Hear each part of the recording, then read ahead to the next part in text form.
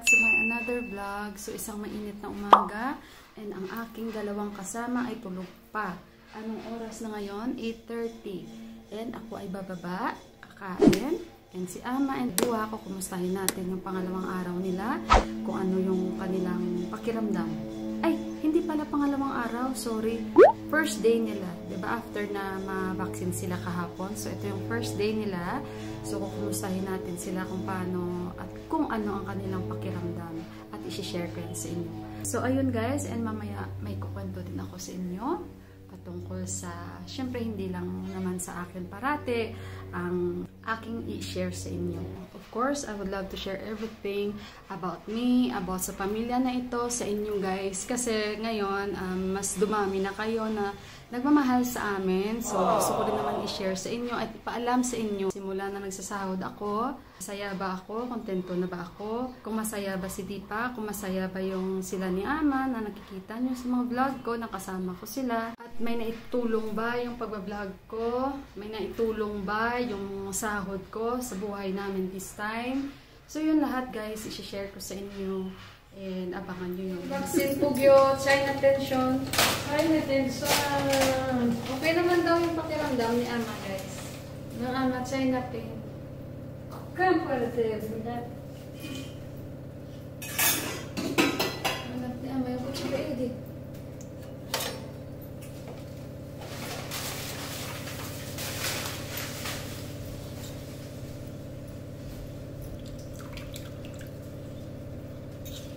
Magawa si Ama guys ng lemon.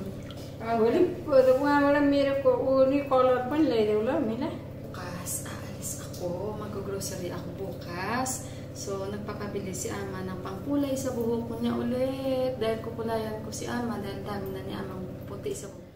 Ayan, minom kami ni Ama. Doon si Ama nakaupo, dito ako. Minom kami ng lemon with honey.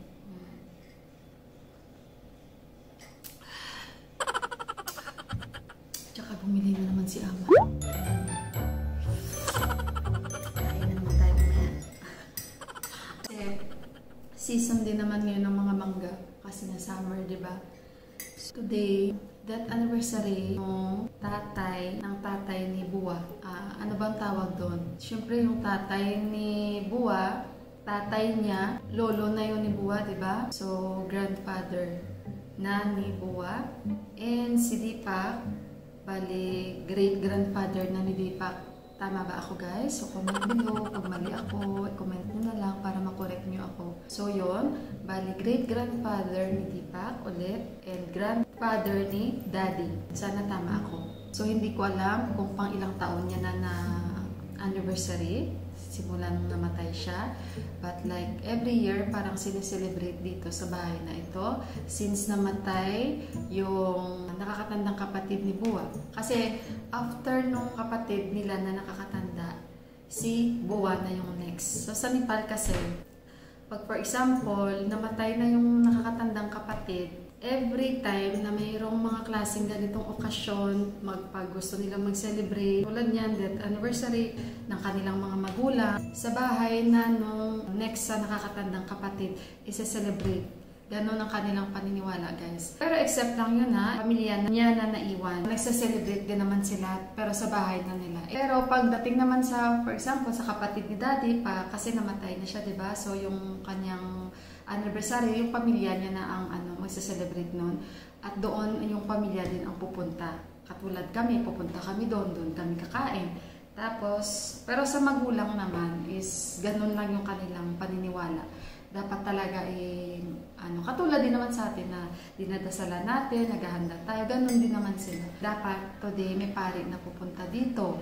Pero since ito nga ang nangyayari sa mundong ito, naglaylo muna sila, which is mabuti naman. Di kagaya noon na talagang kahit may balita na mayroong ganon-ganon, nagkukontinue pa rin sila na mag-celebrate. Pero ngayon, wala. Ano lang kami lang. Pero syempre sa pagkain naman, meron silang hindi dapat kainin. Manok, walang meat.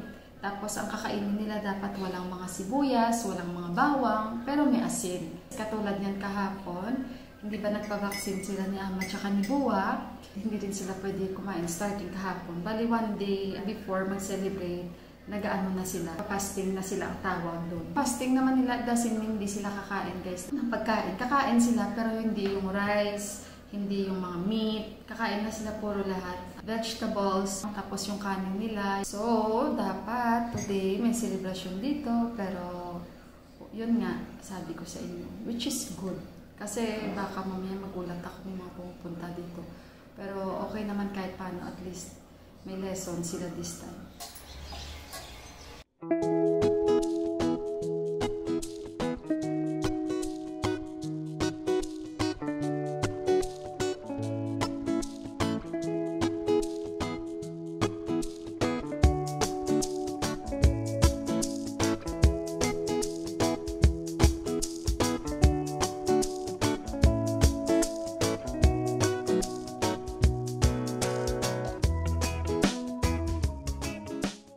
Guys, nag-usap pala kami ni Ama.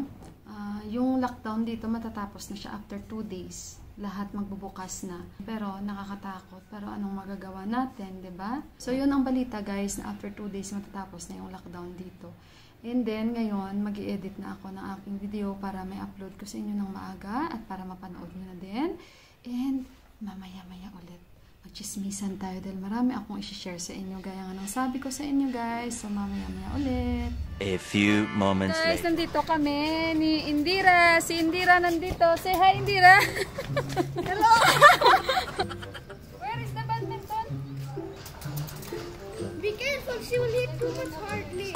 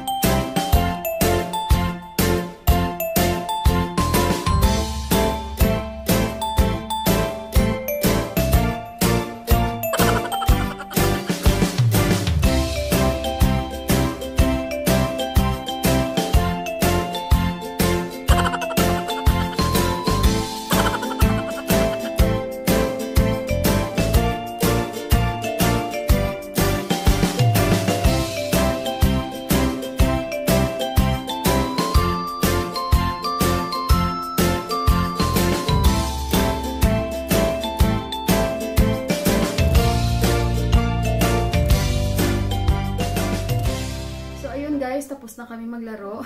Nakakatuwa yung laro namin, Indira. Nakakapagod na, nakakatuwa. Tapos si Yuhan, ganun din. Enjoy din. Nandito sila ngayon. Kasama nila ulit yung daddy nila. Kasi alam nyo naman, sa edad nila ni Ama, gusto ni Ama ba may kausap-kausap siya. Kabaksin na pala yung daddy nila ni Indira.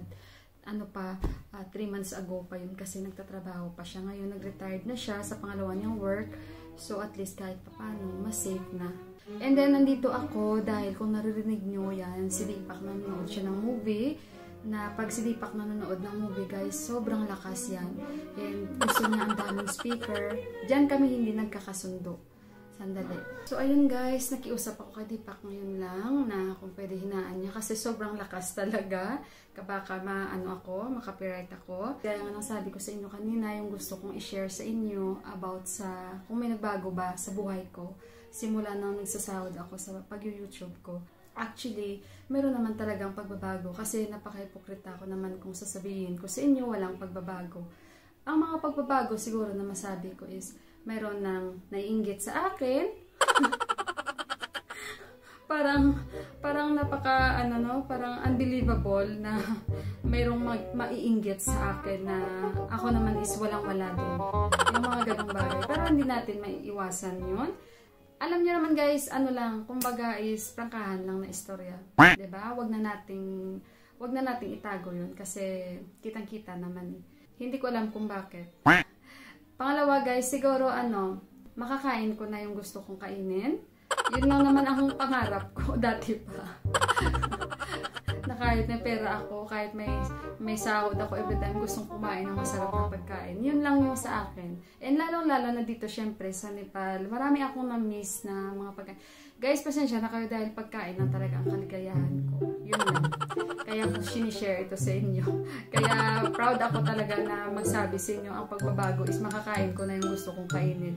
Makakain ko naman guys, yung dati kung gustong kainin. What I mean is sa Nepal. Dahil napakahirap po sa Nepal, na may gusto kang, syempre nagkikrave tayo minsan, tapos Filipino pa na pagkain. Alam niyo naman, marami tayong mga gustong kainin, lalong-lalo na pagkain Filipino, guys. Lalong-lalo na nandito din ako sa isang lugar na napakahirap, gustuhin mo man, pero sa mga ingredients pa lang, hindi mo na yun mahanap dito eh. So, kapag may budget ka, madali mo nang pwedeng pagdudugtungin yun at parang yung lasa, yun na yun. So, ganun lang yun, guys. And, syempre, parang madali na rin sa'yo lahat. Pero hindi yung makakabili ako ng bahay at lupa. Hindi pa yun guys. Hindi pa yun wala pa ako dyan. Which is isa din sa pangarap ko yan, na makabili rin ng bahay at lupa someday, pag ginawaan ni Lord. Yun din isa sa mga pangarap ko, na makabili ng bahay at lupa sa Pilipinas. Sa Pilipinas talaga guys, ang gusto ko magkaroon ng sariling bahay at lupa. Bakit? Bakit? Baka kayo mag-question mark, bakit kahit nandito na ako sa Nepal? Iba pa rin kasi and basta iba pa rin. Para at least kahit paano, pag gusto naming umuwi sa Pilipinas, malay mo, baka si Johan doon mag-aral. O diba? Hindi natin masasabi yun eh. So yun guys. And yun guys, walang masama dahil libre ang mangarap. Diba? So as much as na pwede kang mangarap ka, walang masama doon. Para lalo kang ma-inspired. O diba? And yun, yung patungkol naman kay Deepak, masaya din naman si Deepak. Noong una, wala siyang pakialam sa ginagawa ko. I mean, hindi niya pinapansin, hinahayaan niya lang ako. Wala siyang pakialam. Nag-i-enjoy lang naman ako, kaya hinahayaan niya ako. Ganun naman siya pag as long na masaya ka, dyan ka, masaya naman siya kahit papano. And full support naman siya sa akin, kahit pa naman noon, kahit hindi niya pinapakita. And never niya rin ako pinigilan na, hoy, wag kang mag-YouTube, wag kang mag-vlog, ganito, ganyan. Wala ako may narinig sa kanya. Masaya siya talaga. And yung kay Ama naman guys, masaya din naman si Ama. Pero nung una, wala rin kaalam-alam si Ama kung ano ang pag-YouTube ko. Na ano lang ni Ama, na parang pag-YouTube ko, parang na-appreciate ni Ama yung pag-YouTube ko lalo nung nakita niya na sinabi ko sa kanila. May mga gustong tumulong sa mga bata. Pero noon pa man, sumasama-sama na talaga si Ama sa akin, guys. Bago pa naman kami pumunta ng village, nakita nyo naman, sumasama-sama at napakita-kita na siya sa aking vlog. Kasi na-enjoy niya, guys, makita yung sarili niya sa YouTube channel ko. Kahit man hindi niya naintindihan, pero masaya siya at pinapanood niya talaga yun. Na-appreciate niya. Kasi gusto ni Ama talaga, nakikita niya yung sarili niya. Basta maganda lang siya. Basta maganda lang siya sa mga vlog ko, guys. Yun ang problema. Kaya nga dapat pag kumuha ako ng video, dapat naka-aura. So yun ang kaligayahan ni Ama. And then, ayun, hanggang sa narating na nga namin yung wala din sa plano sa pagkaroon ko ng content about sa charity, sa village. So, doon siya lalo na-amaze. Doon siya lalo humanga sa mga Filipino na grabe pala tumulong. Hanggang ngayon, sinasabi niya yan sa lahat ng mga relatives dito nila na ganun. Kung ano ang mga Pinoy tumulong. Kasi nakita ni Ama yun at na-appreciate niya. Yun guys, doon niya nakita ni Ama. And simula noon, parang nag-i-enjoy na rin si Ama. And seryoso si Ama guys Hindi porket may tinatanggap siya ng mga regalo from viewers ko or from Pero basta guys, sa puso ni Ama talagang ano siya. Actually, may mga nagbabash din kay Ama pero given na yun guys. Given na yun. Pero opinion nyo nila. Hindi nyo yan nababasa, pero nababasa ko. Okay? Hindi nyo rin nababasa yung mga bash kadipa ko, pero nababasa ko. So, yun. May magkakaroon din naman ng time na lahat yun, na mga mean, na mga comments, i-share ko sa inyo lahat. Kasi iba-vlog ko rin yun. At babasahin ko yun. Pero hindi pa sa ngayon, guys. Lahat yun sinisave ko. So, ayun lang. And hindi yun welcome sa akin nga. Dahil wala akong time sa mga ganon. Pero bibigyan ko siya ng oras in the right time. Na i-share ko sa inyo lahat. At para mabasa nyo. At sasagutin ko yun isa-isa ang mga sinasabi doon. Diba guys? So, yun lang yung, pag magkaroon na lang ako ng time, at kung ready na talaga ako bigyan ng oras ang mga sinasabi nila. So, ayun guys, I hope na na-explain ko sa inyo ng mabuti kung bakit kailangan kong i-share sa inyo at kailangan nyo ring malaman. And kasi gusto ko rin na maging strong pa yung samahan natin. Gusto ko na mahalin nyo lalo ako. And bilang Mila guys, walang may nagbago sa akin. Si Mila pa rin ako. So, ayun guys. May nagbago sa akin siguro yung mga dumami ang nagmahal sa akin. And dumami ang naniwala sa akin. And maraming salamat. Syempre lahat ito, I owe it to you. So, ayun guys, hindi ako magsasawa talaga ulit na magpasalamat sa inyong lahat. And hanggang dito na lang yung aking video guys. And maraming salamat sa pagbigay nyo ng oras. Wala naman masyadong ganap. So, nagdaldal lang si Sis Mila the whole vlog sa inyo. So, andun na sila sa baba, busy, na gumagawa si Indira ng chatpati, kakain. Bukas na lang ako mag-shoutout sa inyo. And sa lahat na gusto magpa-shoutout, mag-comment lang kayo. And ingat kayong lahat. And God bless us all. And I love you guys. Bye!